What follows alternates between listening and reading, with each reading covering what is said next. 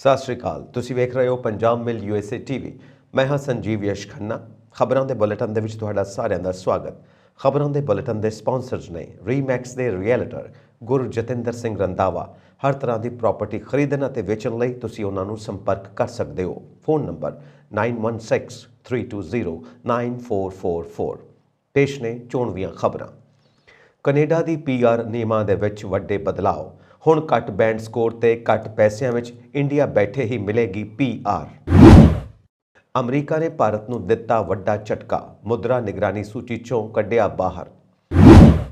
ਅਮਰੀਕੀ ਸੈਨੇਟ ਵਿੱਚ democratic party ਦਾ ਬਹੁਮਤ ਬਰਕਰਾਰ, ਰਿਪਬਲਿਕਨਾਂ ਦੀਆਂ ਉਮੀਦਾਂ ਟੁੱਟੀਆਂ। ਬਾਈਡਨ ਵੱਲੋਂ ਆਲਮੀ ਤਪਸ ਵਿਰੁੱਧ ਲੜਾਈ ਦਾ ਸੱਦਾ। ਅਮਰੀਕਾ ਵਿੱਚ ਏਅਰ ਸ਼ੋਅ ਦੌਰਾਨ 2 ਜਹਾਜ਼ਾਂ ਦੀ ਟੱਕਰ, ਕ੍ਰੈਸ਼ ਵਿੱਚ 6 ਲੋਕਾਂ ਦੇ ਮੌਤ ਦੀ ਸ਼ੰਕਾ। ਹੁਣ ਖਬਰਾਂ ਵਿਸਥਾਰ ਦੇ ਵਿੱਚ। ਕੈਨੇਡਾ ਸਰਕਾਰ ਵੱਲੋਂ PR ਦੇ ਨਿਯਮਾਂ ਵਿੱਚ ਵੱਡੇ ਬਦਲਾਅ ਕੀਤੇ ਗਏ ਨੇ। ਹੁਣ ਘੱਟ ਬੈਂਡ ਸਕੋਰ ਅਤੇ ਘੱਟ ਪੈਸਿਆਂ ਵਿੱਚ ਇੰਡੀਆ ਤੋਂ ਹੀ PR ਕਰਾਈ ਜਾ ਸਕਦੀ ਹੈ। ਚੰਗੀ ਗੱਲ ਇਹ ਹੈ ਕਿ ਹੁਣ ਕੈਨੇਡਾ ਸਰਕਾਰ ਆਉਣ ਵਾਲੇ 6 ਮਹੀਨਿਆਂ ਮਤਲਬ 2023 ਦੇ PNP ਪ੍ਰੋਗਰਾਮ ਵਿੱਚ 15 ਲੱਖ ਤੋਂ ਜ਼ਿਆਦਾ PR ਦੇਣ ਜਾ ਰਹੀ ਹੈ। ਇਸ ਵਿੱਚ PNP ਪ੍ਰੋਗਰਾਮ ਦੁਆਰਾ ਕਈ ਨਵੀਆਂ ਪ੍ਰੋਫਾਈਲਾਂ ਨੂੰ PR ਹਾਸਿਲ ਕਰਨ ਦਾ ਮੌਕਾ ਮਿਲੇਗਾ। PNP ਕੈਟਾਗਰੀ ਵਿੱਚ ਜਿਹੜੇ ਵੀ ਲੋਕਾਂ ਨੇ ਪਹਿਲਾਂ ਤੋਂ ਹੀ PR ਦੀ ਫਾਈਲ ਐਕਸਪ੍ਰੈਸ ਐਂਟਰੀ ਵਿੱਚ ਲਵਾਈ ਹੋਈ ਸੀ ਅਤੇ ਉਹਨਾਂ ਦੇ ਹਾਲੇ ਤੱਕ ਫੈਸਲੇ ਨਹੀਂ ਆਏ, ਹੁਣ ਉਹ ਵੀ ਆਪਣੀ ਫਾਈਲ PNP ਕੈਟਾਗਰੀ ਰਾਹੀਂ ਅਪਲਾਈ ਕਰ ਸਕਦੇ ਨੇ। ਇਸ ਦੇ ਨਤੀਜੇ ਵੀ ਬਹੁਤ ਤੇਜ਼ ਆ ਰਹੇ ਨੇ। ਕੈਨੇਡਾ ਇਮੀਗ੍ਰੇਸ਼ਨ ਨੇ ਹੁਣ ਆਪਣੇ ਸਟਾਫ ਵਿੱਚ ਵੀ ਵਾਧਾ ਕੀਤਾ ਹੈ, ਜਿਸ ਕਾਰਨ ਹੁਣ PNP ਕੈਟਾਗਰੀ ਦੀ ਫਾਈਲ ਨੂੰ ਛੇਤੀ ਪ੍ਰਕਿਰਿਆ ਵਿੱਚ ਲਿਆਂਦਾ ਜਾਵੇਗਾ। ਹੁਣ ਨਿਰਾਸ਼ ਹੋਣ ਦੀ ਲੋੜ ਨਹੀਂ ਹੈ। ਜਿਹੜੇ ਵੀ ਲੋਕ ਕੈਨੇਡਾ PR ਲੈਣਾ ਚਾਹੁੰਦੇ ਨੇ ਪਰ ਉਹਨਾਂ ਦੇ ਬੈਂਡ ਨਹੀਂ ਆ ਰਹੇ ਤੇ ਯੋਗਤਾ ਨਹੀਂ ਬਣ ਰਹੀ, ਉਹਨਾਂ ਲਈ ਇਹ ਸੁਨਹਿਰੀ ਮੌਕਾ ਹੈ। ਇਸ ਨੂੰ ਆਪਣੇ ਹੱਥੋਂ ਨਾ ਜਾਣ ਦਿਓ। ਇੱਕ ਸਹੀ ਕੰਸਲਟੈਂਟ ਦੀ ਚੋਣ ਕਰਕੇ ਹੀ ਆਪਣੀ PR ਫਾਈਲ ਅਪਲਾਈ ਕਰੋ। ਅਮਰੀਕਾ ਨੇ ਭਾਰਤ ਨੂੰ ਵੱਡਾ ਝਟਕਾ ਦਿੱਤਾ ਹੈ। ਅਮਰੀਕਾ ਦੇ ਇਸ ਨਵੇਂ ਕਦਮ ਤੋਂ ਸਾਰੇ ਦੇਸ਼ ਹੈਰਾਨ ਨੇ। ਅਮਰੀਕਾ ਨੇ ਭਾਰਤ ਦੇ ਨਾਲ-ਨਾਲ ਕਈ ਹੋਰ ਦੇਸ਼ਾਂ ਨੂੰ ਵੀ ਝਟਕਾ ਦਿੱਤਾ ਹੈ। ਅਮਰੀਕਾ ਨੇ ਭਾਰਤ ਨੂੰ ਮੁਦਰਾ ਨਿਗਰਾਨੀ ਸੂਚੀ ਚੋਂ ਬਾਹਰ ਕੱਢ ਦਿੱਤਾ ਹੈ। ਭਾਰਤ ਤੋਂ ਇਲਾਵਾ ਇਟਲੀ, ਮੈਕਸੀਕੋ, ਥਾਈਲੈਂਡ, ਵੀਅਤਨਾਮ ਨੂੰ ਮੁੱਖ ਵਪਾਰਕ ਭਾਈਵਾਲਾਂ ਦੀ ਮੁਦਰਾ ਨਿਗਰਾਨੀ ਸੂਚੀ ਤੋਂ ਹਟਾ ਦਿੱਤਾ ਹੈ। ਦੱਸ ਦਈਏ ਭਾਰਤ ਪਿਛਲੇ 2 ਸਾਲਾਂ ਤੋਂ ਇਸ ਸੂਚੀ ਵਿੱਚ ਸ਼ਾਮਿਲ ਸੀ। ਦੱਸ ਦਈਏ ਕਿ ਕਿਸੇ ਦੇਸ਼ ਦੀ ਵਿਦੇਸ਼ੀ ਪਾਲਿਸੀ ਤੇ ਸ਼ੱਕ ਹੋਣ ਤੇ ਅਮਰੀਕਾ ਉਸ ਨੂੰ ਨਿਗਰਾਨੀ ਸੂਚੀ ਵਿੱਚ ਪਾ ਦਿੰਦਾ ਹੈ। ਅਮਰੀਕਾ ਵੱਲੋਂ ਇਹ ਕਦਮ ਅਜਿਹੇ ਸਮੇਂ ਚੁੱਕਿਆ ਗਿਆ ਹੈ ਜਦੋਂ US ਟ੍ਰੇਜਰੀ ਸਕੱਤਰ ਜੈਨੇਟ ਯੇਲੇਨ ਨਵੀਂ ਦਿੱਲੀ ਦੇ ਦੌਰੇ ਤੇ ਨੇ। ਆਪਣੀ ਦਿੱਲੀ ਦੌਰੇ ਦੇ ਉਹਨਾਂ ਨੇ ਵਿੱਤ ਮੰਤਰੀ ਨਿਰਮਲਾ ਸੀਤਾਰਮਨ ਨਾਲ ਮੁਲਾਕਾਤ ਵੀ ਕੀਤੀ। ਯੇਲੇਨ ਦੀ ਭਾਰਤ ਯਾਤਰਾ ਤੋਂ ਪਹਿਲਾਂ ਅਕਤੂਬਰ ਵਿੱਚ ਵਿੱਤ ਮੰਤਰੀ ਨਿਰਮਲਾ ਸੀਤਾਰਮਨ ਅਮਰੀਕਾ ਗਈ ਸੀ। ਉਹਨਾਂ ਨੇ ਅਮਰੀਕੀ ਵਿੱਤ ਮੰਤਰੀ ਯੇਲੇਨ ਨਾਲ ਮੁਲਾਕਾਤ ਵੈਸ਼ਵਿਕ ਆਰਥਿਕ ਹਾਲਾਤ ਤੇ ਚਰਚਾ ਕੀਤੀ ਸੀ। ਗੌਰਤਲਬ ਹੈ ਕਿ ਵਿੱਤ ਵਿਭਾਗ ਨੇ ਸੰਸਦ ਨੂੰ ਸੌਂਪੀ ਗਈ ਆਪਣੀ ਰਿਪੋਰਟ ਵਿੱਚ ਕਿਹਾ ਕਿ ਮੌਜੂਦਾ ਨਿਗਰਾਨੀ ਸੂਚੀ ਵਿੱਚ ਚੀਨ, ਜਾਪਾਨ, ਦੱਖਣੀ ਕੋਰੀਆ, ਜਰਮਨੀ, ਮਲੇਸ਼ੀਆ, ਸਿੰਗਾਪੁਰ ਅਤੇ ਤਾਈਵਾਨ 7 ਦੇਸ਼ ਨੇ। ਇਸ ਵਿੱਚ ਇਹ ਵੀ ਕਿਹਾ ਗਿਆ ਕਿ ਜਿਹੜੇ ਦੇਸ਼ਾਂ ਨੂੰ ਸੂਚੀ ਚੋਂ ਹਟਾ ਦਿੱਤਾ ਗਿਆ ਉਹ ਲਗਾਤਾਰ 2 ਰਿਪੋਰਟਾਂ ਲਈ 3 ਮਾਪਦੰਡਾਂ ਵਿੱਚੋਂ ਸਿਰਫ ਇੱਕ ਨੂੰ ਹੀ ਪੂਰਾ ਕਰ ਸਕੇ ਨੇ। ਖਜ਼ਾਨਾ ਸਕੱਤਰ ਯੇਲੇਨ ਨੇ ਕਿਹਾ ਕਿ ਵਿਸ਼ਵ ਅਰਥ ਵਿਵਸਥਾ ਪਹਿਲਾਂ ਹੀ ਯੂਕਰੇਨ ਵਿਰੁੱਧ ਰੂਸ ਦੀ ਲੜਾਈ ਅਤੇ ਪਹਿਲਾਂ COVID-19 ਦੇ ਕਾਰਨ ਸਪਲਾਈ ਅਤੇ ਮੰਗ ਦੇ ਅਸੰਤੁਲਨ ਨਾਲ ਨਜਿੱਠ ਰਹੀ ਹੈ। ਇਹਨਾਂ ਦੋਵਾਂ ਕਾਰਨਾਂ ਕਾਰਨ ਭੋਜਨ, ਖਾਦ ਅਤੇ ਊਰਜਾ ਦੀਆਂ ਕੀਮਤਾਂ ਵਿੱਚ ਵਾਧਾ ਹੋਇਆ ਹੈ। ਇਸ ਨਾਲ ਵਿਸ਼ਵ ਵਿਆਪੀ ਮਹਿੰਗਾਈ ਅਤੇ ਭੋਜਨ ਦੀ ਅਸੁਰੱਖਿਆ ਵਧੀ ਹੈ। ਅਮਰੀਕਾ ਵਿੱਚ ਸੱਤਾਧਾਰੀ ਡੈਮੋਕ੍ਰੈਟਿਕ ਪਾਰਟੀ ਸੈਨੇਟ ਵਿੱਚ ਬਹੁਮਤ ਬਰਕਰਾਰ ਰੱਖੇਗੀ ਕਿਉਂਕਿ ਇਸ ਦੇ 2 ਉਮੀਦਵਾਰਾਂ ਦੇ ਰਿਪਬਲਿਕਨ ਉਮੀਦਵਾਰਾਂ ਮੁਕਾਬਲੇ ਜਿੱਤਣ ਦਾ ਅਨੁਮਾਨ ਹੈ। ਨੋਵਾਡਾ ਵਿੱਚ ਸੈਨੇਟਰ ਕੈਥਰੀਨ ਕੋਰਟੇਸ ਮੈਸਟੋ ਵੱਲੋਂ ਆਪਣੇ ਰਿਪਬਲਿਕਨ ਵਿਰੋਧੀ ਐਡਮ ਲੈਕਸੇਟ ਨੂੰ ਹਰਾਉਣ ਦੀ ਉਮੀਦ ਹੈ, ਜਿਸ ਦਾ ਸਾਬਕਾ ਰਾਸ਼ਟਰਪਤੀ ਡੋਨਾਲਡ ਟਰੰਪ ਨੇ ਸਮਰਥਨ ਕੀਤਾ ਸੀ। ਜਦੋਂ ਕਿ ਐਰੀਜ਼ੋਨਾ ਵਿੱਚ ਸੈਨੇਟ ਮਾਰਕ ਕੈਲੀ ਰਿਪਬਲਿਕਨ ਉਮੀਦਵਾਰ ਬਲੈਕ ਮਾਸਟਰਜ਼ ਨੂੰ ਹਰਾਉਣ ਲਈ ਰਾਹ ਤੇ ਹਨ। ਇਹਨਾਂ ਨਤੀਜਿਆਂ ਤੋਂ ਬਾਅਦ 100 ਮੈਂਬਰੀ ਸੈਨੇਟ ਵਿੱਚ ਡੈਮੋਕ੍ਰੈਟਿਕ ਪਾਰਟੀ ਕੋਲ 50 ਸੀਟਾਂ ਰਹਿ ਜਾਣਗੀਆਂ, ਜਦਕਿ ਰਿਪਬਲਿਕਨ ਪਾਰਟੀ ਕੋਲ ਫਿਲਹਾਲ 49 ਸੀਟਾਂ ਨੇ। ਜਾਰਜੀਆ ਦੇ ਚੋਣ ਨਤੀਜੇ ਅਜੇ ਨਹੀਂ ਆਏ। ਅਮਰੀਕੀ ਸੈਨੇਟ ਦੀਆਂ 100 ਸੀਟਾਂ ਨੇ, ਜਿਨ੍ਹਾਂ ਵਿੱਚ ਡੈਮੋਕ੍ਰੈਟਿਕ ਅਤੇ ਰਿਪਬਲਿਕਨ ਪਾਰਟੀ ਦੇ 50-50 ਮੈਂਬਰ ਨੇ। ਅਮਰੀਕਾ ਦੇ ਰਾਸ਼ਟਰਪਤੀ ਜੋ ਬਾਈਡਨ ਨੇ ਅੱਜ ਜਲਵਾਯੂ ਤਬਦੀਲੀ ਬਾਰੇ ਕੌਮਾਂਤਰੀ ਸਿਖਰ ਸੰਮੇਲਨ ਮੌਕੇ ਦੁਨੀਆ ਦੇ ਨੇਤਾਵਾਂ ਨੂੰ ਆਲਮੀ ਤਪਸ਼ ਵਿੱਚ ਵਾਧੇ ਖਿਲਾਫ ਲੜਨ ਲਈ ਵਚਨਬੱਧਤਾ ਮਜ਼ਬੂਤ ਕਰਨ ਦੀ ਅਪੀਲ ਕੀਤੀ।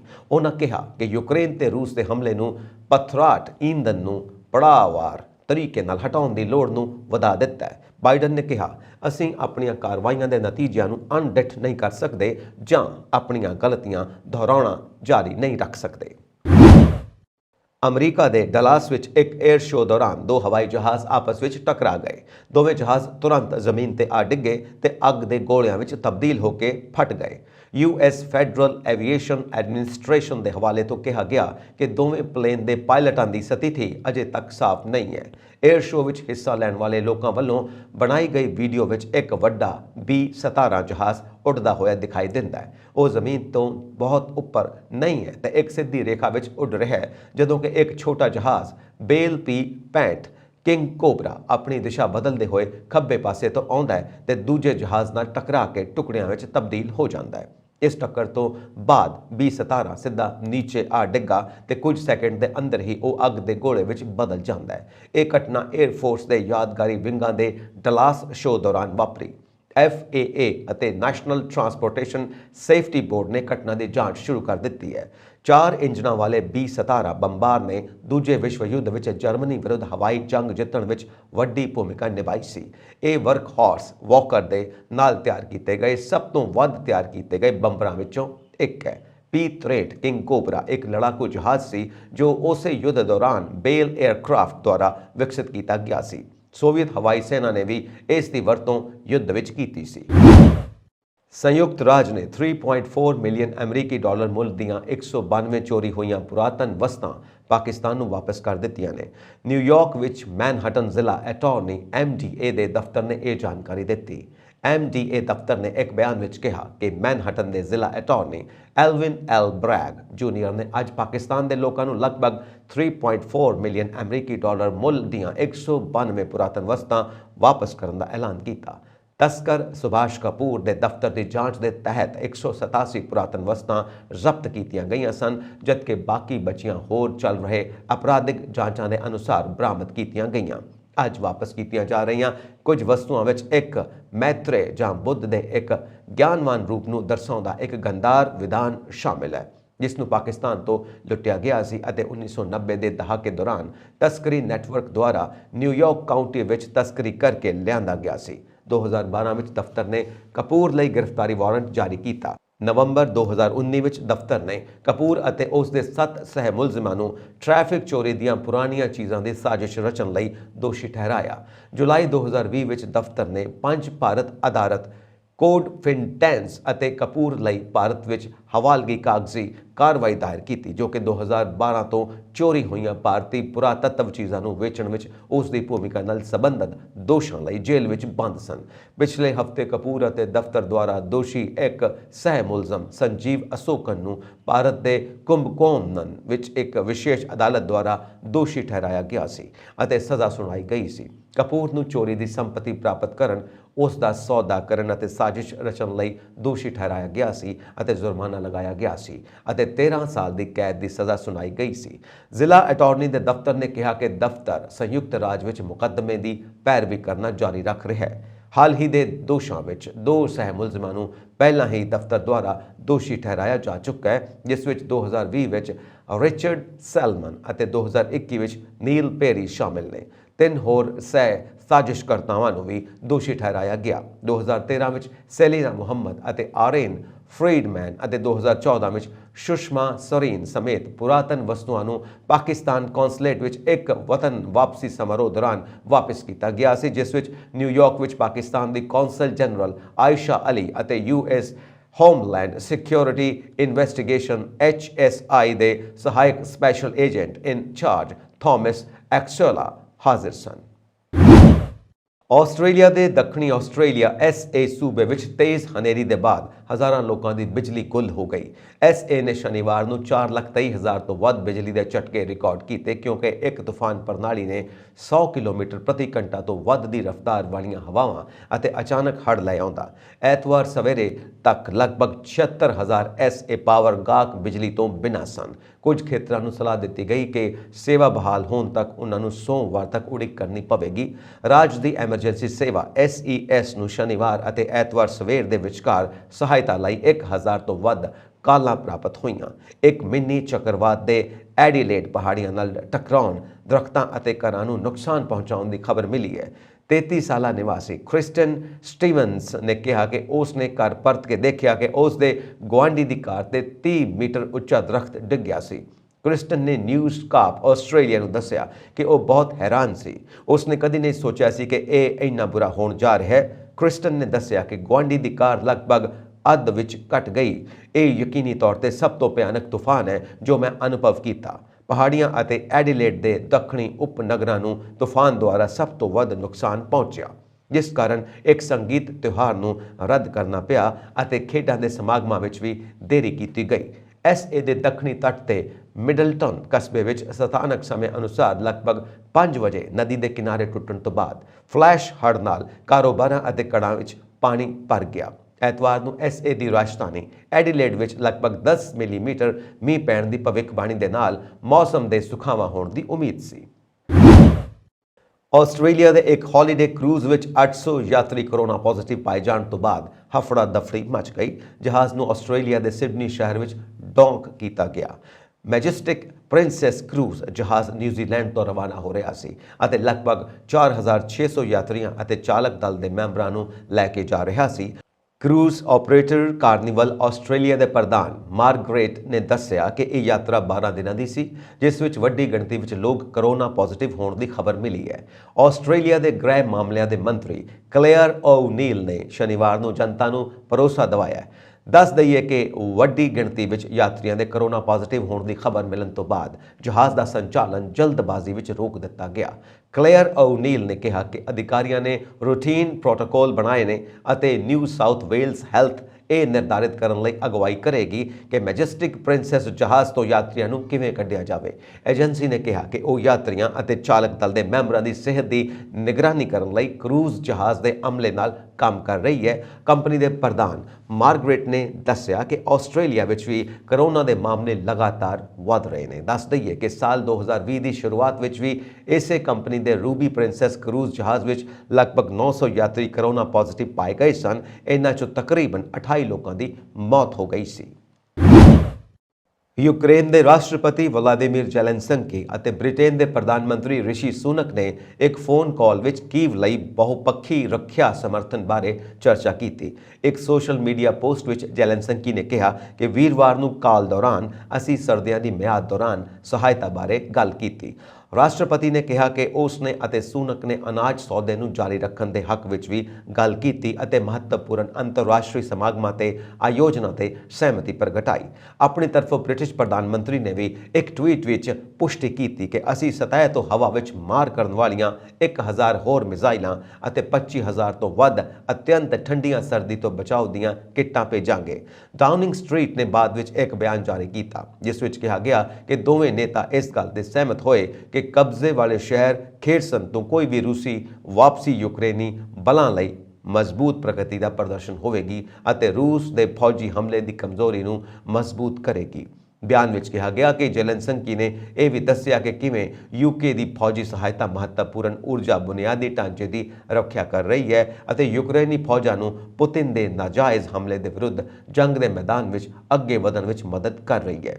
ਦੋਵੇਂ ਨੇਤਾ ਇਸ ਗੱਲ ਤੇ ਵੀ ਸਹਿਮਤ ਹੋਏ ਕਿ ਰੂਸ ਨੂੰ ਆਪਣੀਆਂ ਕਾਰਵਾਈਆਂ ਲਈ ਜਵਾਬਦੇਹ ਠਹਿਰਾਇਆ ਜਾਣਾ ਚਾਹੀਦਾ ਅਤੇ ਯੂਕਰੇਨੀ ਅਨਾਜ ਅਤੇ ਖਾਦ ਦੀ ਵਿਸ਼ਵ ਵਿਆਪੀ ਬਾਜ਼ਾਰਾਂ ਤੱਕ ਪਹੁੰਚਣ ਵਾਲੀ ਮਹੱਤਵਪੂਰਨ ਸਪਲਾਈ ਨੂੰ ਰੋਕਣ ਤੋਂ ਰੋਕਿਆ ਜਾਣਾ ਚਾਹੀਦਾ ਹੈ। ਚੀਨ ਵਿੱਚ ਪਿਛਲੇ 24 ਘੰਟਿਆਂ ਵਿੱਚ ਕੋਵਿਡ-19 ਦੇ 11,773 ਨਵੇਂ ਮਾਮਲੇ ਸਾਹਮਣੇ ਆਏ ਨੇ। ਇਹਨਾਂ ਵਿੱਚੋਂ 10,351 ਅਜਿਹੇ ਕੇਸ ਨੇ ਜਿਨ੍ਹਾਂ ਵਿੱਚ ਕੋਈ ਲੱਛਣ ਨਹੀਂ ਹਨ। ਇਹ ਜਾਣਕਾਰੀ ਚੀਨ ਦੇ ਰਾਸ਼ਟਰੀ ਸਿਹਤ ਕਮਿਸ਼ਨ ਨੇ ਦਿੱਤੀ। ਪਿਛਲੇ ਹਫ਼ਤੇ ਚੀਨ ਵਿੱਚ ਕੋਵਿਡ-19 ਦੇ ਮਾਮਲਿਆਂ ਵਿੱਚ ਵਾਧਾ ਜ਼ੀਰੋ ਕੋਵਿਡ ਰਣਨੀਤੀ ਲਈ ਇੱਕ ਚੁਣੌਤੀ ਖੜੀ ਕਰ ਰਿਹਾ ਹੈ, ਜਿਸ ਤਹਿਤ ਹਰੇਕ ਸੰਕਰਮਿਤ ਵਿਅਕਤੀ ਨੂੰ ਆਈਸੋਲੇਸ਼ਨ ਵਿੱਚ ਰੱਖਿਆ ਜਾਣਾ ਹੈ।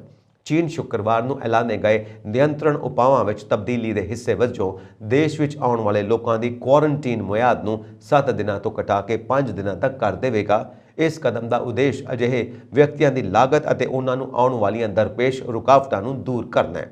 ਹਾਲਾਂਕਿ ਕਮਿਊਨਿਸਟ ਪਾਰਟੀ ਨੇ ਕਿਹਾ ਕਿ ਉਹ ਜ਼ੀਰੋ ਕੋਵਿਡ ਨੀਤੀ ਤੇ ਕਾਇਮ ਰਹੇਗੀ।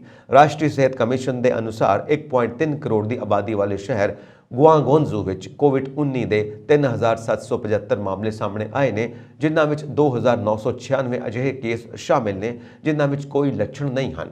ਗੁਆਂਗੋਂਜ਼ੂ ਦੇ ਹੈਜ਼ੂ ਜ਼ਿਲ੍ਹੇ ਵਿੱਚ ਲੋਕਾਂ ਨੂੰ ਨਜ਼ਦੀਕੀ ਟੈਸਟ ਸਾਈਟ ਤੇ ਜਾਣ ਦਾ ਘਰ ਰਹਿਣ ਲਈ ਕਿਹਾ ਗਿਆ ਹੈ ਤਾਂ ਜੋ ਉਹਨਾਂ ਦੀ ਕੋਵਿਡ-19 ਦੀ ਜਾਂਚ ਕੀਤੀ ਜਾ ਸਕੇ। ਇਹ ਐਲਾਨ ਜ਼ਿਲ੍ਹਾ ਸਰਕਾਰ ਨੇ ਆਪਣੇ ਸੋਸ਼ਲ ਮੀਡੀਆ ਅਕਾਊਂਟ ਤੇ ਕੀਤਾ ਹੈ। ਹਰ ਘਰ ਦੇ ਇੱਕ ਮੈਂਬਰ ਨੂੰ ਭੋਜਨ ਖਰੀਦਣ ਦੀ ਇਜਾਜ਼ਤ ਦਿੱਤੀ ਗਈ ਹੈ। 16 ਭਾਰਤੀ ਜੋ ਪਿਛਲੇ 3 ਮਹੀਨਿਆਂ ਤੋਂ ਇਕੁਆਟੋਰੀਅਲ ਗਿਨੀ ਦੀ ਜਲ ਸੈਨਾ ਦੀ ਹਿਰਾਸਤ ਵਿੱਚ ਨੇ, ਉਹਨਾਂ ਨੇ ਭਾਰਤ ਸਰਕਾਰ ਨੂੰ ਅਪੀਲ ਕੀਤੀ ਹੈ ਕਿ ਉਹਨਾਂ ਨੂੰ ਸੁਰੱਖਿਅਤ ਘਰ ਪਰਤਣ ਵਿੱਚ ਮਦਦ ਕੀਤੀ ਜਾਵੇ। ਭਾਰਤ ਸਰਕਾਰ ਨੇ ਵੀ ਇਹਨਾਂ ਭਾਰਤੀਆਂ ਦੇ ਪਰਿਵਾਰਾਂ ਨੂੰ ਮਦਦ ਦਾ ਭਰੋਸਾ ਦਿੱਤਾ ਹੈ। ਇਸ ਦੌਰਾਨ ਸੋਸ਼ਲ ਮੀਡੀਆ ਤੇ ਵੀਡੀਓ ਅਤੇ ਸੰਦੇਸ਼ ਸ਼ੇਅਰ ਕੀਤੇ ਜਾ ਰਹੇ ਨੇ, ਜਿਨ੍ਹਾਂ ਵਿੱਚ ਮਲਾਹ ਵਜੋਂ ਕੰਮ ਕਰ ਰਹੇ ਇਹਨਾਂ ਭਾਰਤੀਆਂ ਨੂੰ ਅਪੀਲ ਕਰਦੇ ਹੋਏ ਦੇਖਿਆ ਜਾ ਸਕਦਾ ਹੈ। ਇਹਨਾਂ ਪੋਸਟਾਂ ਵਿੱਚ ਉਹ ਭਾਰਤ ਸਰਕਾਰ ਨੂੰ ਉਹਨਾਂ ਰਿਹਾਈ ਵਿੱਚ ਮਦਦ ਦੀ ਅਪੀਲ ਕਰਦੇ ਨਜ਼ਰ ਆ ਰਹੇ ਨੇ। ਇਕੁਆਟੋਰੀਅਲ ਗਿਨੀ ਨੇ ਅਗਸਤ ਦੇ ਮੱਧ ਵਿੱਚ ਕਾਰਗੋ ਜਹਾਜ਼ MT ਹੈਰੋਇਕ ਇੰਡਨ ਨੂੰ ਰੋਕ ਲਿਆ ਸੀ। ਇਸ ਜਹਾਜ਼ ਤੇ ਵੱਖ-ਵੱਖ ਦੇਸ਼ਾਂ ਦੇ 26 ਮਲਾਹ ਸਵਾਰ ਸਨ, ਜਿਨ੍ਹਾਂ ਵਿੱਚ 16 ਭਾਰਤੀ ਹਨ। ਇਸ ਜਹਾਜ਼ ਦਾ ਸੰਚਾਲਨ ਨਾਰਵੇ ਦਾ OSM ਮੈਰੀਟਾਈਮ ਗਰੁੱਪ ਕਰਦਾ ਹੈ। ਇਸ ਹਫ਼ਤੇ ਦੇ ਸ਼ੁਰੂ ਵਿੱਚ ਸਮੂਹ ਦੇ CEO ਫਿਨ ਏਮੰਡ ਨੇਰਬੋਏ ਨੇ ਇੱਕ ਬਿਆਨ ਵਿੱਚ ਕਿਹਾ, ਜਹਾਜ਼ ਵਿੱਚ 26 ਵੱਖ-ਵੱਖ ਦੇਸ਼ਾਂ ਦੇ ਚਾਲਕ ਦਲ ਦੇ ਮੈਂਬਰ ਹਨ, ਜਿਨ੍ਹਾਂ ਨੂੰ ਇਕੁਆਟੋਰੀਅਲ ਗਿਨੀ ਨੇ 80 ਦਿਨਾਂ ਤੋਂ ਵੱਧ ਸਮੇਂ ਲਈ ਹਿਰਾਸਤ ਵਿੱਚ ਰੱਖਿਆ ਹੋਇਆ ਹੈ। ਉਹਨਾਂ ਕਿਹਾ, ਇਹਨਾਂ ਸਮੁੰਦਰੀ ਮਲਾਹਾਂ ਨਾਲ ਅਪਰਾਧੀਆਂ ਵਾਂਗ ਵਿਵਹਾਰ ਕੀਤਾ ਜਾ ਰਿਹਾ ਹੈ। ਇਹਨਾਂ ਨੂੰ ਬਿਨਾਂ ਕਿਸੇ ਰਸਮੀ ਇਲਜ਼ਾਮਾਂ ਜਾਂ ਕਾਨੂੰਨ ਦੀ ਬਣਦੀ ਪ੍ਰਕਿਰਿਆ ਦੇ ਲਗਭਗ 2.5 ਮਹੀਨਿਆਂ ਤੋਂ ਵੱਧ ਸਮੇਂ ਤੋਂ ਨਜ਼ਰਬੰਦ ਰੱਖਿਆ ਗਿਆ ਹੈ। ਇਸ ਸਦਮੇ ਵਿੱਚ ਪਾ ਦੇਣ ਵਾਲੀ ਕਾਰਵਾਈ ਹੈ। ਇਹ ਸਮੁੰਦਰੀ ਖੇਤਰ ਵਿੱਚ ਕੀਤੀ ਜਾਣ ਵਾਲੀ ਬੇਇਨਸਾਫੀ ਹੈ। ਜਹਾਜ਼ ਦੇ ਇੰਚਾਰਜ ਤਨੁਜ ਮਹਿਤਾ ਦੀ ਪਤਨੀ ਸਪਨਾ ਤ੍ਰਿਹਨ ਨੇ ਦੱਸਿਆ ਕਿ ਜਹਾਜ਼ ਨੂੰ ਨਾਈਜੀਰੀਆ ਦੇ AKPO ਟਰਮੀਨਲ ਤੇ ਜਾਣ ਲਈ ਕਿਹਾ ਗਿਆ ਸੀ। ਦਰਅਸਲ ਅਧਿਕਾਰੀਆਂ ਦਾ ਕਹਿਣਾ ਕਿ ਉਹਨਾਂ ਨੂੰ ਇਸ ਜਹਾਜ਼ ਦੇ ਆਉਣ ਦੀ ਕੋਈ ਜਾਣਕਾਰੀ ਨਹੀਂ ਸੀ। ਤਨੁਜ ਮਹਿਤਾ ਨੇ ਆਪਣੀ ਪਤਨੀ ਨੂੰ ਦੱਸਿਆ ਕਿ ਇਸ ਤੋਂ ਬਾਅਦ ਇਸ ਜਹਾਜ਼ ਦੇ ਪਿੱਛੇ ਇੱਕ ਹੋਰ ਜਹਾਜ਼ ਆ ਗਿਆ। ਪਿੱਛਾ ਕਰਨ ਵਾਲੇ ਜਹਾਜ਼ ਦੇ ਨਾਈਜੀਰੀਆ ਦੀ ਜਲ ਸੈਨਾ ਨਾਲ ਸੰਬੰਧਿਤ ਹੋਣ ਦਾ ਦਾਅਵਾ ਕੀਤਾ ਗਿਆ ਸੀ। ਇਸ ਜਹਾਜ਼ ਨੇ ਇਕੁਆਟੋਰੀਅਲ ਗਿਨੀ ਨੂੰ ਅਲਰਟ ਕੀਤਾ ਸੀ। ਇਸ ਤੋਂ ਬਾਅਦ ਉੱਥੇ ਪਹੁੰਚਦੇ ਹੀ MT ਹੈਰੋਇਕ ਇੰਡਨ ਨੂੰ ਕਾਬੂ ਕਰ ਲਿਆ ਗਿਆ। ਸਮੁੰਦਰ ਨੇ ਕਾਨੂੰਨ ਲਈ ਅੰਤਰਰਾਸ਼ਟਰੀ ਟ੍ਰਿਬਿਊਨਲ ਕੋਲ ਦਾਇਰ ਕੀਤੇ ਦਸਤਾਵੇਜ਼ਾਂ ਵਿੱਚ ਕਿਹਾ ਗਿਆ ਕਿ ਇਕੁਆਟੋਰੀਅਲ ਗਿਨੀ ਦੀ ਜਲ ਸੈਨਾ ਨੇ ਸਮੁੰਦਰੀ ਕਾਨੂੰਨ ਦੀ ਪਾਲਣਾ ਕੀਤੀ। ਨਾਈਜੀਰੀਆ ਦੀ ਜਲ ਸੈਨਾ ਦੇ ਜਹਾਜ਼ ਦੁਆਰਾ ਭੇਜੇ ਗਏ ਅਲਰਟ ਦੇ ਆਧਾਰ ਤੇ ਇਸ ਨੂੰ ਰੋਕ ਦਿੱਤਾ ਗਿਆ ਹੈ। ਇਸ ਜਹਾਜ਼ ਨੂੰ ਰੋਕੇ ਹੋਏ ਲਗਭਗ 3 ਮਹੀਨੇ ਹੋ ਗਏ ਨੇ ਅਤੇ ਇਸ ਦੌਰਾਨ ਜਹਾਜ਼ ਤੇ ਸਵਾਰ ਚਾਲਕ ਦਲ ਦੇ ਮੈਂਬਰਾਂ ਨੂੰ ਰਿਕਾਰਡ ਕੀਤੇ ਵੀਡੀਓ ਅਤੇ ਫੋਨ ਕਾਲਾਂ ਰਾਹੀਂ ਮਦਦ ਦੀ ਗੁਹਾਰ ਲਗਾਈ ਗਈ ਹੈ। ਇਕੁਆਟੋਰੀਅਲ ਗਿਨੀ ਨੇ ਅਜੇ ਤੱਕ ਇਸ ਤੇ ਕੋਈ ਜਨਤਕ ਬਿਆਨ ਨਹੀਂ ਦਿੱਤਾ। ਹਾਲਾਂਕਿ BBC ਨੇ ਉਹਨਾਂ ਦੀ ਪ੍ਰਤੀਕਿਰਿਆ ਜਾਣਨ ਲਈ ਉਹਨਾਂ ਨਾਲ ਸੰਪਰਕ ਕੀਤਾ ਹੈ। ਕੇਂਦਰੀ ਰਿਜ਼ਰਵ ਬੈਂਕ ਦੀਆਂ ਸਾਰੀਆਂ ਕੋਸ਼ਿਸ਼ਾਂ ਦੇ ਬਾਵਜੂਦ ਦੇਸ਼ ਵਿੱਚ ਮਹਿੰਗਾਈ ਕੰਟਰੋਲ ਵਿੱਚ ਨਹੀਂ ਹੈ। ਹਿੰਦੁਸਤਾਨ ਟਾਈਮਜ਼ ਲੀਡਰਸ਼ਿਪ ਸਮਿਟ 2022 ਵਿੱਚ ਕੇਂਦਰੀ ਰਿਜ਼ਰਵ ਬੈਂਕ ਦੇ ਗਵਰਨਰ ਸ਼ਕਤੀਕਾਂਤ ਦਾਸ ਨੇ ਮਹਿੰਗਾਈ ਵਧਣ ਦੇ ਕਾਰਨਾਂ ਦਾ ਜ਼ਿਕਰ ਕੀਤਾ ਹੈ। ਇਸ ਦੇ ਨਾਲ ਹੀ ਉਹਨਾਂ ਰੁਪਈਆ, ਡਿਜੀਟਲ ਕਰੰਸੀ, ਵਿਦੇਸ਼ੀ ਮੁਦਰਾ ਭੰਡਾਰ ਸਮੇਤ ਅਰਥ ਵਿਵਸਥਾ ਨਾਲ ਜੁੜੇ ਅਹਿਮ ਮੁੱਦਿਆਂ ਤੇ ਗੱਲਬਾਤ ਕੀਤੀ। ਸ਼ਕਤੀਕਾਂਤ ਦਾਸ ਨੇ ਦੱਸਿਆ ਕਿ ਵਿਸ਼ਵ ਆਰਥਿਕਤਾ ਤਣਾਅ ਦੇ ਦੌਰ 'ਚੋਂ ਲੰਘ ਰਹੀ ਹੈ। ਉਹਨਾਂ ਨੇ ਇਸ ਸਥਿਤੀ ਲਈ ਮੁੱਖ ਤੌਰ ਤੇ 3 ਕਾਰਨ ਦੱਸੇ ਨੇ। ਸ਼ਕਤੀਕਾਂਤ ਦਾਸ ਨੇ ਕਿਹਾ ਕਿ ਕੋਵਿਡ ਮਹਾਮਾਰੀ ਕਾਰਨ ਪੈਦਾ ਹੋਏ ਸੰਕਟ, ਯੂਕਰੇਨ ਰੂਸ ਵਿਚਾਲੇ ਜੰਗ ਅਤੇ ਵਿੱਤੀ ਬਾਜ਼ਾਰ ਕਾਰਨ ਭਾਰਤ ਸਮੇਤ ਵਿਸ਼ਵ ਅਰਥਚਾਰਾ ਤਣਾਅ ਵਿੱਚ ਹੈ। RBI ਗਵਰਨਰ ਨੇ ਕਿਹਾ ਕਿ ਇਸ ਵੇਲੇ ਦੇਸ਼ ਦੀ GDP ਵਿਕਾਸ ਦਰ ਦੇ ਅੰਕੜੇ ਠੀਕ ਨੇ। ਭਾਰਤ ਦੀ ਅਰਥ ਵਿਵਸਥਾ ਗਲੋਬਲ ਪੱਧਰ ਦੇ ਮੁਕਾਬਲੇ ਤੇਜ਼ੀ ਨਾਲ ਵਧ ਰਹੀ ਹੈ। ਮਹਿੰਗਾਈ ਦੇ ਅੰਕੜੇ ਵੀ ਹੁਣ ਹੌਲੀ-ਹੌਲੀ ਕਾਬੂ ਕੀਤੇ ਜਾ ਰਹੇ ਨੇ। ਉਹਨਾਂ ਉਮੀਦ ਪ੍ਰਗਟਾਈ ਕਿ ਅਕਤੂਬਰ ਦੇ ਮਹਿੰਗਾਈ ਦੇ ਅੰਕੜੇ ਸਤੰਬਰ ਦੇ ਮੁਕਾਬਲੇ ਰਾਹਤ ਦੇਣ ਵਾਲੇ ਹੋਣਗੇ। RBI ਗਵਰਨਰ ਨੇ ਕਿਹਾ ਕਿ ਅਕਤੂਬਰ ਵਿੱਚ ਪ੍ਰਚੂਨ ਮਹਿੰਗਾਈ ਦਰ 7% ਤੋਂ ਹੇਠਾਂ ਰਹਿਣ ਦੀ ਸੰਭਾਵਨਾ ਹੈ। ਸ਼ਕਤੀਕਾਂਤ ਦਾਸ ਨੇ ਇਹ ਵੀ ਕਿਹਾ ਕਿ ਜੇਕਰ ਮਹਿੰਗਾਈ ਲਗਾਤਾਰ 3 ਤਿਮਾਹੀਆਂ ਲਈ 6% ਤੋਂ ਉੱਪਰ ਹੈ ਤਾਂ ਇਹ ਮੁਦਰਾ ਨੀਤੀ ਦੀ ਅਸਫਲਤਾ ਹੈ। ਰਿਜ਼ਰਵ ਬੈਂਕ ਐਕਟ ਦੇ ਤਹਿਤ ਜੋ ਲਗਾਤਾਰ 3 ਤਿਮਾਹੀਆਂ ਤੱਕ ਮੁਦਰਾ ਸਫੀਤੀ ਲਈ ਨਿਰਧਾਰਿਤ ਟੀਚਾ ਪ੍ਰਾਪਤ ਨਹੀਂ ਹੁੰਦਾ ਤਾਂ RBI ਨੂੰ ਕੇਂਦਰ ਸਰਕਾਰ ਨੂੰ ਇਸ ਦੇ ਕਾਰਨ ਅਤੇ ਮਹਿੰਗਾਈ ਨੂੰ ਰੋਕਣ ਲਈ ਚੁੱਕੇ ਗਏ ਕਦਮਾਂ ਬਾਰੇ ਵਿਸਥਾਰਪੂਰਵਕ ਜਾਣਕਾਰੀ ਦਿੰਦੇ ਹੋਏ ਰਿਪੋਰਟ ਦੇਣੀ ਹੋਵੇਗੀ। 2016 ਵਿੱਚ ਮੌਦਰਿਕ ਨੀਤੀ ਢਾਂਚੇ ਦੇ ਲਾਗੂ ਹੋਣ ਤੋਂ ਬਾਅਦ ਇਹ ਪਹਿਲਾ ਮੌਕਾ ਹੈ ਜਦੋਂ ਕੇਂਦਰ ਸਰਕਾਰ ਨੂੰ ਰਿਪੋਰਟ ਸੌਂਪਣੀ ਪਈ ਹੈ। ਸ਼ਕਤੀਕਾਂਤ ਦਾਸ ਨੇ ਕਿਹਾ ਕਿ ਇਸ ਸਮੇਂ ਵੀ ਸਾਡੇ ਵਿਦੇਸ਼ੀ ਮੁਦਰਾ ਭੰਡਾਰ ਬਹੁਤ ਵਧੀਆ ਸਥਿਤੀ ਵਿੱਚ ਨੇ। ਬਦਲਦੇ ਆਲਮੀ ਹਾਲਾਤਾਂ ਕਰਕੇ ਰੁਪਈਆ ਕਮਜ਼ੋਰ ਹੋਇਆ ਹੈ ਅਤੇ ਕੇਂਦਰੀ ਰਿਜ਼ਰਵ ਬੈਂਕ ਦੇ ਦਖਲ ਦੀ ਲੋੜ ਸੀ। ਆਰਬੀਆਈ ਗਵਰਨਰ ਨੇ ਕਿਹਾ ਕਿ ਦੁਨੀਆ ਬਦਲ ਰਹੀ ਹੈ, ਕਾਰੋਬਾਰ ਕਰਨ ਦਾ ਤਰੀਕਾ ਬਦਲ ਰਿਹਾ ਹੈ, ਤੁਹਾਨੂੰ ਸਮੇਂ ਦੇ ਨਾਲ ਤਾਲਮੇਲ ਰੱਖਣਾ ਹੋਵੇਗਾ। ਕਾਗਜ਼ੀ ਨੋਟਾਂ ਦੀ ਛਪਾਈ ਦੀ ਲਾਗਤ, ਕਾਗਜ਼ ਦੀ ਖਰੀਦ, ਲੌਜਿਸਟਿਕਸ, ਸਟੋਰੇਜ ਆਦਿ ਵਿੱਚ ਖਰਚੇ ਵਧੇ ਨੇ। ਡਿਜੀਟਲ ਕਰੰਸੀ ਅੱਗੇ ਆ ਕੇ ਘੱਟ ਮਹਿੰਗੀ ਹੋਵੇਗੀ। ਇਹ ਕ੍ਰਾਸ ਬਾਰਡਰ ਲੈਣ ਦੇਣ ਅਤੇ ਸਰਹੱਦ ਪਾਰ ਭੁਗਤਾਨ ਲਈ ਬਹੁਤ ਮਹੱਤਵਪੂਰਨ ਹੋਵੇਗਾ। ਮਾਨ ਸਰਕਾਰ ਵੱਲੋਂ ਗਰੀਬ ਮਜ਼ਦੂਰਾਂ ਨੂੰ ਵੱਡਾ ਤੋਹਫਾ ਦਿੱਤਾ ਜਾ ਰਿਹਾ ਹੈ। ਸੂਬਾ ਸਰਕਾਰ ਮਨਰੇਗਾ ਸਕੀਮ ਤਹਿਤ ਬੇਰੁਜ਼ਗਾਰਾਂ ਨੂੰ ਭੱਤਾ ਦੇਣ ਜਾ ਰਹੀ ਹੈ। ਪੰਜਾਬ ਸਰਕਾਰ ਜਲਦ ਹੀ ਮਹਾਤਮਾ ਗਾਂਧੀ ਰਾਸ਼ਟਰੀ ਗ੍ਰਾਮੀਣ ਰੋਜ਼ਗਾਰ ਗਰੰਟੀ ਯੋਜਨਾ ਮਨਰੇਗਾ ਤਹਿਤ ਰਜਿਸਟਰਡ ਮਜ਼ਦੂਰਾਂ ਲਈ ਲੰਬੇ ਸਮੇਂ ਤੋਂ ਉਡੀਕਿਆ ਜਾ ਰਿਹਾ ਬੇਰੁਜ਼ਗਾਰੀ ਭੱਤਾ ਲਈ ਨਿਯਮਾਂ ਦੀ ਸੂਚੀ ਜਾਰੀ ਕਰ ਸਕਦੀ ਹੈ। ਕੁਝ ਦਿਨ ਪਹਿਲਾਂ ਹੀ ਮੁੱਖ ਮੰਤਰੀ ਭਗਵੰਤ ਮਾਨ ਦੇ ਨਿਰਦੇਸ਼ ਤੇ ਪੰਜਾਬ ਸਰਕਾਰ ਨੇ ਮਜ਼ਦੂਰ ਵਰਗ ਦੀ ਘੱਟੋ-ਘੱਟ ਆਮਦਨ ਵਿੱਚ ਵਾਧਾ ਕੀਤਾ ਸੀ। ਮੁੱਖ ਮੰਤਰੀ ਮਾਨ ਨੇ ਕਿਹਾ ਕਿ ਪਿਛਲੇ ਕਈ ਸਾਲਾਂ ਤੋਂ ਭੱਤਾ ਦੇਣ ਤੇ ਕੋਈ ਵਿਚਾਰ ਨਹੀਂ ਕੀਤਾ ਜਾ ਰਿਹਾ, ਪਰ ਹੁਣ ਇਸ ਤੇ ਮਾਨ ਸਰਕਾਰ ਕੰਮ ਕਰਨ ਜਾ ਰਹੀ ਹੈ। ਸੂਬੇ ਦੇ ਵਿੱਤ ਵਿਭਾਗ ਨੇ ਬੇਰੁਜ਼ਗਾਰੀ ਭੱਤੇ ਲਈ ਨਿਯਮਾਂ ਅਤੇ ਨਿਯਮਾਂ ਨੂੰ ਸੂਚਿਤ ਕਰਨ ਲਈ ਬਜਟ ਦੀ ਰਕਮ ਨੂੰ ਮਨਜ਼ੂਰੀ ਦੇ ਦਿੱਤੀ ਹੈ। ਸਾਨੂੰ ਉਮੀਦ ਹੈ ਕਿ ਨਿਯਮਾਂ ਨੂੰ 1 ਜਾਂ 2 ਹਫ਼ਤਿਆਂ ਵਿੱਚ ਸੂਚਿਤ ਕਰ ਦਿੱਤਾ ਜਾਵੇਗਾ। ਪੰਜਾਬ, ਹਰਿਆਣਾ ਤੇ ਚੰਡੀਗੜ੍ਹ ਸਣੇ ਦਿੱਲੀ NCR ਵਿੱਚ ਕਈ ਥਾਵਾਂ ਤੇ ਭੂਚਾਲ ਦੇ ਝਟਕੇ ਮਹਿਸੂਸ ਕੀਤੇ ਗਏ। ਇਹ ਝਟਕੇ ਕਰੀਬ 7:55 ਤੇ ਮਹਿਸੂਸ ਕੀਤੇ ਗਏ। ਦੱਸ ਦਈਏ ਕਿ ਇਸ ਭੂਚਾਲ ਦਾ ਕੇਂਦਰ ਨੇਪਾਲ ਸੀ, ਜਿਸ ਦਾ ਅਸਰ ਪੰਜਾਬ, ਹਰਿਆਣਾ, ਚੰਡੀਗੜ੍ਹ ਤੇ ਵੀ ਨਜ਼ਰ ਆਇਆ। ਇਸ ਦੀ ਤੀਬਰਤਾ ਰਿਕਟਰ ਸਕੇਲ ਤੇ 5.7 ਸੀ ਤੇ ਇਹ ਧਰਤੀ ਤੋਂ 10 ਕਿਲੋਮੀਟਰ ਹੇਠਾਂ ਸੀ, ਜਿਸ ਕਰਕੇ ਇਸ ਦਾ ਕੋਈ ਮਾੜਾ ਪ੍ਰਭਾਵ ਨਹੀਂ ਪਿਆ, ਪਰ ਨਾਲ ਲੱਗਦੀਆਂ ਥਾਵਾਂ ਤੇ ਇਹ ਝਟਕੇ ਮਹਿਸੂਸ ਕੀਤੇ ਗਏ। ਪੰਜਾਬ ਵਿੱਚ ਫਰੀਦਕੋਟ, ਲੁਧਿਆਣਾ, ਫਾਜ਼ਿਲਕਾ, ਅੰਮ੍ਰਿਤਸਰ, ਖੰਨਾ, ਅਹਿਮਦਗੜ੍ਹ, ਰੋਪੜ, ਜਲੰਧਰ, ਦੁਆਬਾ ਦੇ ਹੋਰ ਵੀ ਕਈ ਇਲਾਕਿਆਂ ਵਿੱਚ ਇਹ ਝਟਕੇ ਮਹਿਸੂਸ ਕੀਤੇ ਗਏ, ਜਦਕਿ ਦਿੱਲੀ ਵਿੱਚ ਇਹ ਝਟਕੇ ਕਾਫੀ ਤੇਜ਼ ਸਨ। ਹਰਿਦੁਆਰ ਵਿੱਚ ਵੀ ਇਹ ਝਟਕੇ ਮਹਿਸੂਸ ਕੀਤੇ ਗਏ। ਦਰਅਸਲ ਇਹ ਝਟਕੇ ਬਹੁਤ ਤੇਜ਼ ਨਹੀਂ ਸਨ, ਜਿਸ ਕਰਕੇ ਸਾਰੇ ਲੋਕ ਇਹ ਝਟਕੇ ਮਹਿਸੂਸ ਨਹੀਂ ਕਰ ਸਕੇ।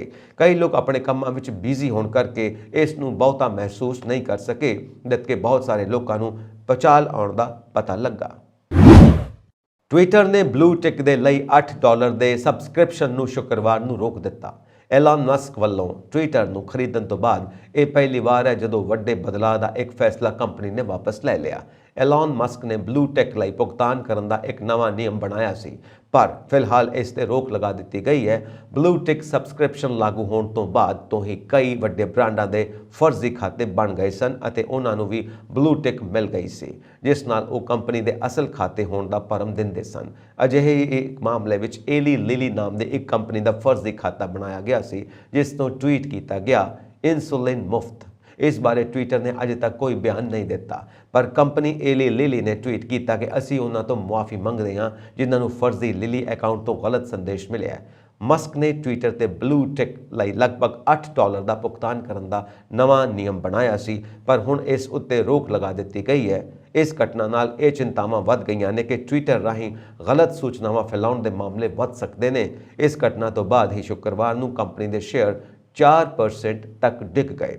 ਅਮਰੀਕਾ ਆਧਾਰਿਤ PR ਰਣਨੀਤੀਕਾਰ ਮੈਕਸ ਬਰਨਰਜ਼ ਨੇ ਦੱਸਿਆ ਕਿ ਉਹਨਾਂ ਨੇ ਅਸਲ 에ਅਰਲਾਈਨਸ ਦੇ ਬਲੂ ਟਿਕ ਵਾਲੇ ਫਰਜ਼ੀ ਖਾਤੇ ਦੇਖੇ ਸਨ, ਜਿਹੜੇ ਉਪਭੋਗਤਾਵਾਂ ਨਾਲ ਸੰਪਰਕ ਕਰ ਰਹੇ ਨੇ। ਉਹਨਾਂ ਕਿਹਾ, ਜੇ ਕੋਈ ਅਸਲ ਯਾਤਰੀ ਦੀ ਟਿਕਟ ਦੀ ਜਾਣਕਾਰੀ ਲੈ ਕੇ ਉਸ ਦੀ ਫਲਾਈਟ ਰੱਦ ਕਰ ਦਿੰਦਾ ਹੈ ਜਾਂ ਉਹਨਾਂ ਦੇ ਕ੍ਰੈਡਿਟ ਕਾਰਡ ਦੀ ਜਾਣਕਾਰੀ ਲੈ ਕੇ ਪੈਸੇ ਖਰਚ ਕਰ ਦੇਵੇ, ਸਿਰਫ ਇੱਕ ਵੱਡੀ ਘਟਨਾ ਵੀ ਕਾਫੀ ਹੋਵੇਗੀ ਅਤੇ ਉਪਭੋਗਤਾਵਾਂ ਨਾਲ ਸੰਪਰਕ ਦੇ ਲਈ ਟਵਿੱਟਰ ਦਾ ਇਸਤੇਮਾਲ ਕਰ ਰਹੀਆਂ ਸਾਰੀਆਂ 에ਅਰਲਾਈਨਸ ਇਸ ਦਾ ਇਸਤੇਮਾਲ ਛੱਡ ਦੇਣਗੀਆਂ। ਟਵਿੱਟਰ ਤੋਂ ਲਗਭਗ 700 ਲੋਕਾਂ ਨੂੰ ਕੱਢਿਆ ਜਾ ਚੁੱਕਿਆ ਹੈ, ਜੋ ਕਿ ਕੰਪਨੀ ਦੇ ਅੱਧੇ ਸਟਾਫ ਦੇ ਬਰਾਬਰ ਸੀ। ਕਰਮਚਾਰੀਆਂ ਨੂੰ ਪਹਿਲਾਂ ਉਹਨਾਂ ਦੀ ਈਮੇਲ ਤੇ ਚੇਤਾਵਨੀ ਦਿੱਤੀ ਗਈ ਸੀ। ਅੱਗੇ ਦਾ ਰਸਤਾ ਮੁਸ਼ਕਿਲ ਹੈ ਅਤੇ ਸਫਲਤਾ ਲਈ ਜੀ ਤੋੜ ਮਿਹਨਤ ਦੀ ਲੋੜ ਹੋਵੇਗੀ। ਇਸ ਅਹਿਮ ਸਬਸਕ੍ਰਿਪਸ਼ਨ ਰੈਵਨਿਊ ਤੋਂ ਬਿਨਾਂ ਇਸ ਆਰਥਿਕ ਮੰਦੀ ਵਿੱਚ ਟਵਿੱਟਰ ਦਾ ਟਿਕੇ ਰਹਿਣਾ ਮੁਸ਼ਕਿਲ ਹੋਵੇਗਾ। ਡਿਜੀਟਲ ਇਸ਼ਤਿਹਾਰ ਬਾਜ਼ਾਰ ਵਿੱਚ ਗਿਰਾਵਟ ਕਾਰਨ ਕੰਪਨੀ ਦੀਆਂ ਮੁਸ਼ਕਿਲਾਂ ਵੱਧ ਗਈਆਂ ਨੇ। ਕੰਪਨੀ ਦੀ ਦਿਸ਼ਾ ਨੂੰ ਲੈ ਕੇ ਚਿੰਤਾਵਾਂ ਦੇ ਵਿਚਕਾਰ ਵੱਡੇ ਬ੍ਰਾਂਡਾਂ ਅਤੇ ਮਾਰਕੀਟਿੰਗ ਫਰਮਾਂ ਨੇ ਇਸ ਤੇ ਖਰਚ ਕਰਨਾ ਬੰਦ ਕਰ ਦਿੱਤਾ ਹੈ। ਟਵਿੱਟਰ ਬਲੂ ਸਬਸਕ੍ਰਿਪਸ਼ਨ ਸੇਵਾ ਵਿੱਚ ਉਪਭੋਗਤਾਵਾਂ ਨੂੰ ਪ੍ਰਤੀ ਮਹੀਨਾ $7.99 ਦਾ ਭੁਗਤਾਨ ਕਰਨ ਲਈ ਕਿਹਾ ਜਾ ਰਿਹਾ ਹੈ। ਇਸ ਤੋਂ ਪਹਿਲਾਂ ਬਲੂ ਟਿਕ ਲਈ ਕੋਈ ਪੈਸਾ ਨਹੀਂ ਲਿਆ ਜਾਂਦਾ ਸੀ। ਟਵਿੱਟਰ ਦੇ ਇਸ ਕਦਮ ਨਾਲ ਫਰਜ਼ੀ ਖਾਤਿਆਂ ਨੂੰ ਲੈ ਕੇ ਚਿੰਤਾ ਵੱਧ ਗਈ ਹੈ। ਟਵਿੱਟਰ ਪਹਿਲਾ ਸੋਸ਼ਲ ਮੀਡੀਆ ਪਲੇਟਫਾਰਮ ਹੈ ਜਿਸ ਨੇ ਅਜਿਹੇ ਵੱਡੇ ਬਦਲਾਅ ਕੀਤੇ ਨੇ। ਮਾਰਕੀਟਿੰਗ ਕੰਪਨੀ MMA ਗਲੋਬਲ ਦੇ ਪ੍ਰਧਾਨ ਲੂ ਪਾਸਕਲੀ ਨੇ ਟਵਿੱਟਰ ਤੇ ਲਿਖਿਆ ਕਿ ਐਲਨ ਮਸਕ ਨੂੰ ਨਵਾਂ ਮੁੱਖ ਕਾਰਜਕਾਰੀ ਚੀਫ ਐਗਜ਼ੀਕਿਊਟਿਵ ਰੱਖਣ ਦੀ ਅਤੇ ਕੰਪਨੀ ਦੇ ਕੰਮਾਂ ਤੋਂ ਦੂਰ ਰਹਿਣ ਦੀ ਲੋੜ ਹੈ। ਉਹਨਾਂ ਲਿਖਿਆ, ਇਹ ਸਪਸ਼ਟ ਹੈ ਕਿ ਟਵਿੱਟਰ ਚਲਾਉਣ ਦੇ ਯੋਗ ਹੋਣਾ ਤੁਹਾਡੀਆਂ ਹੋਰ ਬਹੁਤ ਸਾਰੀਆਂ ਪ੍ਰਤਿਭਾਵਾਂ ਵਿੱਚੋਂ ਨਹੀਂ ਹੈ। ਐਲਨ ਮਸਕ ਨੇ ਇਹ ਵੀ ਕਿਹਾ ਕਿ ਬਿਨਾਂ ਕਿਸੇ ਸਪਸ਼ਟੀਕਰਨ ਦੇ ਟਵਿੱਟਰ ਤੇ ਬਣਾਏ ਗਏ ਪੈਰੋਡੀ ਖਾਤਿਆਂ, ਕਿਸੇ ਦਾ ਮਖੌਲ ਉਡਾਉਣ ਲਈ ਬਣਾਏ ਗਏ ਖਾਤੇ ਨੂੰ ਵੀ ਬਿਨਾਂ ਕਿਸੇ ਚੇਤਾਵਨੀ ਦੇ ਪੱਕੇ ਤੌਰ ਤੇ ਬੰਦ ਕਰ ਦਿੱਤਾ ਜਾਵੇਗਾ। ਨਿੰਟੈਂਡੋ ਅਤੇ BP ਵਰਗੇ ਕਈ ਫਰਜ਼ੀ ਬ੍ਰਾਂਡਾਂ ਦੇ ਖਾਤੇ ਵੀ ਬੰਦ ਕਰ ਦਿੱਤੇ ਗਏ ਨੇ। ਇਹ ਸਨ ਅੱਜ ਦੀਆਂ ਮੁੱਖ ਖਬਰਾਂ। ਹੋਰ ਅਪਡੇਟਸ ਦੇ ਲਈ ਵੇਖਦੇ ਰਹੋ ਪੰਜਾਬ ਮੇਲ USA TV। ਸਬਸਕ੍ਰਾਈਬ ਕਰੋ ਪੰਜਾਬ ਮੇਲ USA TV। ਸਤਿ ਸ਼੍ਰੀ ਅਕਾਲ।